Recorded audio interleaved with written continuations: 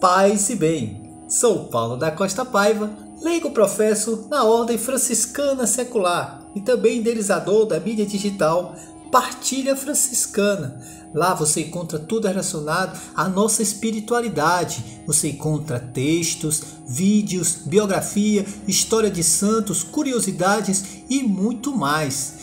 É fácil nos encontrar. Basta botar no Google Partilha Franciscana. Temos o nosso blog, temos o nosso canal no YouTube, estamos presentes no Instagram e também no Facebook. E também aproveito para fazer o convite a conhecer as nossas fraternidades espalhadas pelo mundo afora. A Fraternidade Franciscana Secular, que há mais de 800 anos evangeliza, anunciando Jesus Cristo à maneira de São Francisco de Assis. Com certeza, na sua cidade há uma de nossas casas, se não, mais longe possível, só se for na cidade vizinha. Vá, busque nos conhecer, lá estaremos sempre abertos para os leigos em si, casados, solteiros, viúvos, jovens, crianças, pessoas mais maduras, como também o próprio clero secular. Estamos abertos para lhe acolher. Venha conhecer a nossa espiritualidade, a nossa missão franciscana. Hoje vou dar continuidade à ramificação da grande família franciscana. Então, estou contando por vídeos. Primeiramente, falo da primeira ordem, depois vou falar da segunda e da terceira ordem. E venha se aprofundar cada vez mais nessa mística, na nossa estrutura, como a gente funciona, como a gente se reúne e vive essa grande família franciscana.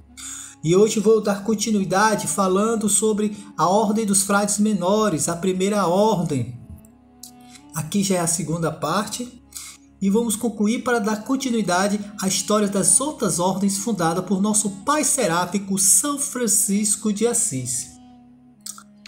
A história da Ordem dos Frades Menores pode ser caracterizada por um interrupto movimento pendular, acentuado ora um polo, ora o polo oposto.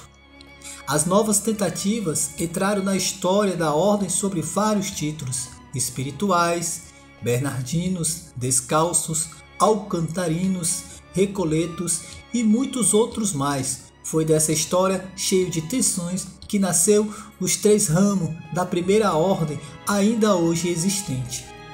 Desses que foram citados, eles ficavam praticamente divididos em duas alas, que existia os franciscanos de comunidades, que viviam em convento nas grandes cidades, e existiam os franciscanos espirituais, aqueles que queriam beber da espiritualidade da forma primitiva, vivida pelo fundador, e muitos deles viviam em pequenas comunidades, em eremitérios, e aqui e acolá faziam algumas missões em certos povoados, em certas cidades. Pois, dando continuidade, em 1517, o então Papa Leão X queria criar condições claras, e por isso a única ordem existente naquela época que tinha um único ministro geral foi por ele dividida em duas ordens independentes, seguidas pouco tempo depois por mais uma terceira. O Papa, porém, estava equivocado. O movimento pendular voltou a funcionar, fazendo surgir ainda outros agrupamentos. Então, o Papa Leão XIII voltou a uni-los numa única entidade. Então, um dos papas queria fazer uma divisão dessas ordens totalmente independente uma das outras. Então, eles viram que isso era fragmentando novamente a ordem, surgindo novas reformas. Então, Papa Leão XIII voltou a uni-los numa única entidade.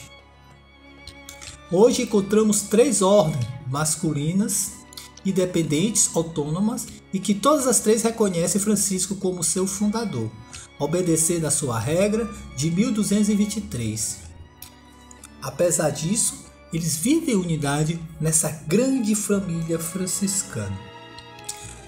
Tem a ordem dos frades menores, que os três são reconhecidos assim. Ele falou de uma terceira, que foi uma reforma que teve na Idade Média, ali nos seus meados de 1500, que são os capuchinhos, né? Que veio de uma ramificação mais necessariamente dos observantes, que foi a primeiro momento não acolhido, mas foi acolhido pelos conventuais, e com o decorrer e o desenrolar da situação se tornou uma ordem independente e reconhecida pelo papado. Então são essas três ordens. Entre as três, essa ordem é a que tem maior número de membros, que chamamos de observante. Normalmente é chamado pelo povo simplesmente de Ordem dos Franciscanos, ou franciscanos, ou franciscano, ou também como observantes, bernardinos e etc. Em 1517 se deu a separação da Ordem dos Conventuais. A organização subsequente da UFM foi novamente introduzida pelo Papa Leão XIII, conhecida como a União Leonina, né? Então, o que acontece aqui? Depois de ter falado dos observantes, né, que a gente deu maiores detalhes, agora vamos falar dos frades conventuais, que é usar a ordem dos frades menores conventuais. O outros a gente mais conhece como observantes, né, que é o que tem uma maior quantidade de frades espalhado pelo mundo afora. Então o que é que acontece aqui? Numericamente esta ordem é a menor das três, também é conhecida sob outros nomes, por exemplo os menoritas e por aí vai. Já os capuchinhos, que é a reforma que veio dos observantes, ali pelos meados de 1500, eles é conhecido como Ordem dos Frades Menores Capuchinhos, que no ano de 1521 a 1528 surgiu a partir como eu falei, dos observantes num processo muito doloroso, né?